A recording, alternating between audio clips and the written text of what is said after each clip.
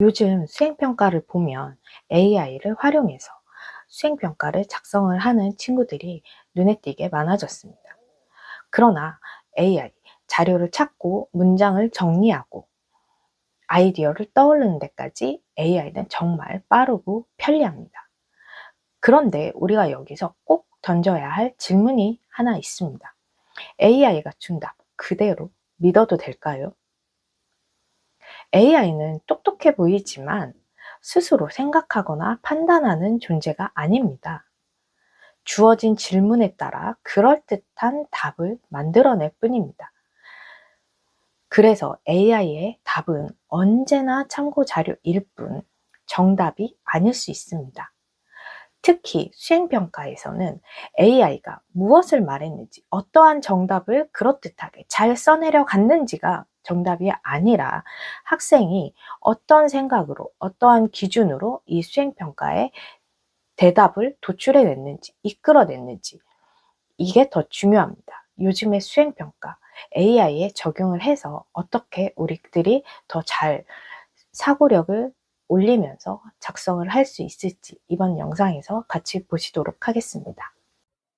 AI는 빠르고 똑똑해 보입니다. 그래서 많은 학생들이 AI의 답을 그대로 복사해서 제출하기도 합니다.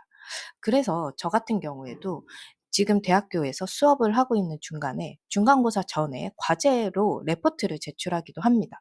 그전에는 그렇게 했었죠. 그러나 요즘은 레포트를 제출을 하라고 하더라도 AI로 금방 자료를 금방 검색하고 그냥 복사해서 붙여넣기 같은 형식이 많기 때문에 다른 교수님들과도 얘기를 해 봐도 예전만큼 과제를 많이 내주고 있지 않다고 하시더라고요. 그래서 이런 AI의 답을 그대로 복사해서 제출하는 것이 겉보기에는 시간도 절약돼 보이고 완성도도 높아 보이기 때문에 더욱 쉽게 우리가 의존할 수 있게 된다는 것입니다. 하지만 한번 우리가 생각을 해봐야 될 점은 AI의 답이 항상 정답이 아니다라는 것입니다. 이러한 방식이 오히려 우리 아이들의 수행평가에서는 더 큰 문제가 될 수 있습니다. 사람은 스스로 생각합니다. 사람은 질문의 의도와 상황, 그리고 자신의 상태까지 종합적으로 고려하고 판단하여 답을 만들어냅니다.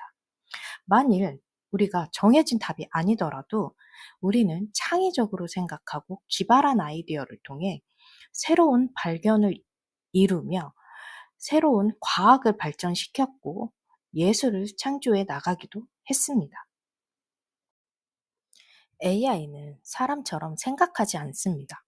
질문을 스스로 이해하고 판단해서 답을 하는 것이 아닙니다. 이전에 학습된 데이터 중에 가장 그럴듯한 표현을 찾아 연결할 뿐입니다. 즉, 의미를 이해한다기보다 확률적으로 적절해 보이는 문장을 조합하는 것입니다. 그래서 겉보기에는 자연스럽고 똑똑해 보일 수 있습니다. 하지만 이 과정에서는 스스로의 경험이나 비판적 사고, 상황에 대한 깊은 이해도가 포함되어 있지 않습니다. 그래서 질문의 의도를 잘못 파악하거나 틀린 정보를 자연스럽게 말하는 경우도 생깁니다. 결국 AI의 답은 생각의 결과가 아니라 데이터의 조합이라는 점을 반드시 기억하셔야 합니다. 우리가 AI가 주는 답을 다 믿지 마라 라고 말을 하는 것은 너무 그럴싸한 답을 주기 때문입니다. 계절에 따른 기온 변화는 지구가 태양 주위를 타원 궤도로 공전하기 때문에 발생한대요. 이거 정답일까요? 아니죠. 계절에 따른 기온 변화는 자전축이 23.5도 기울어져 있기 때문에 날씨가 변하는 것입니다. AI가 주는 답이 그럴듯해 보였지만 과학적으로는 정답이 아니었다라는 거죠.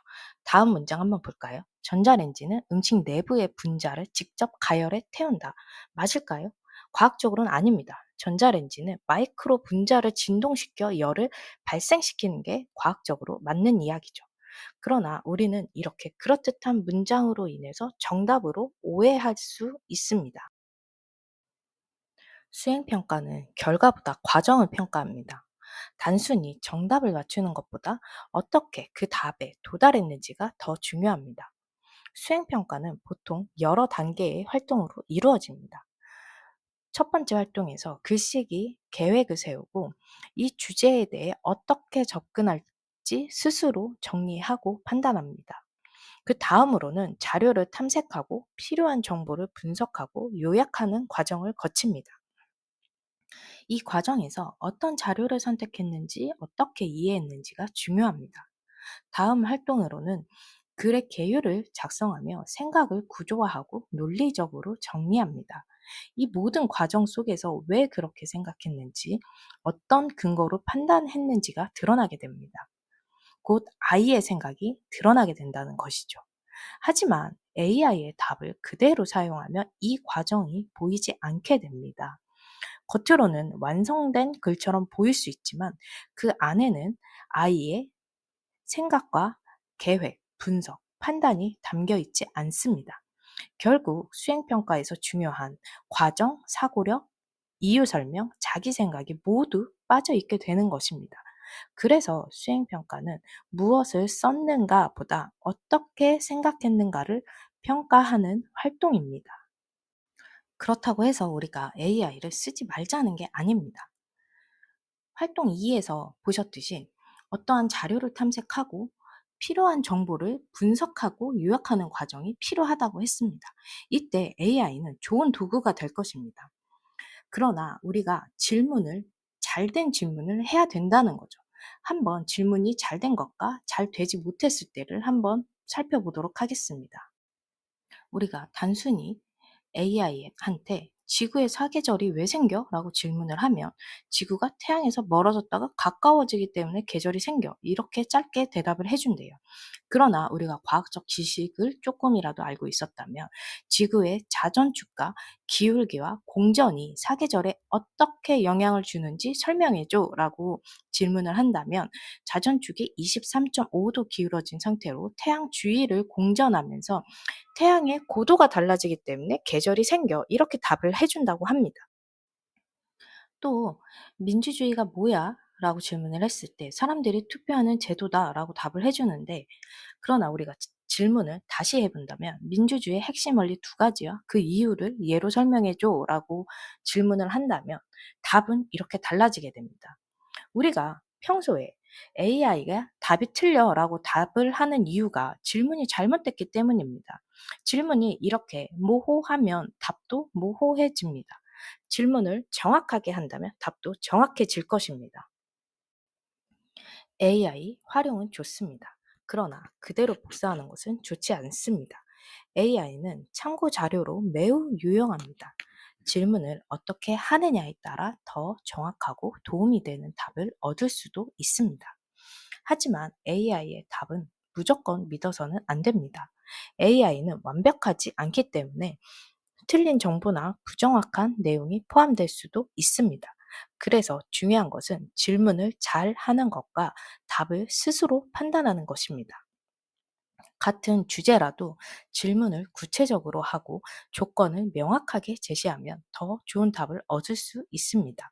또한 하나의 답만 보지 말고 여러 자료와 비교하며 내용을 확인하는 과정이 꼭 필요합니다.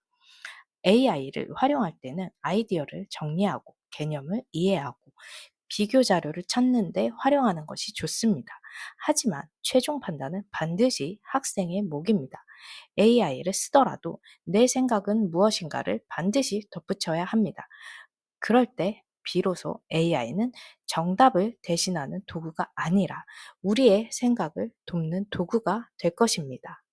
AI 시대의 수행평가, 어떻게, 얼마나 답을 잘 써서 냈는가가 중요한 게 아니라 어떠한 질문들을 통해서 내 생각이 얼마만큼 들어가서 어떻게 질문을 하게 되었는지, 그래서 이끌어낸 이 정답의 결과를 얼마나 잘 풀어냈는지가 중요하다라고 생각합니다.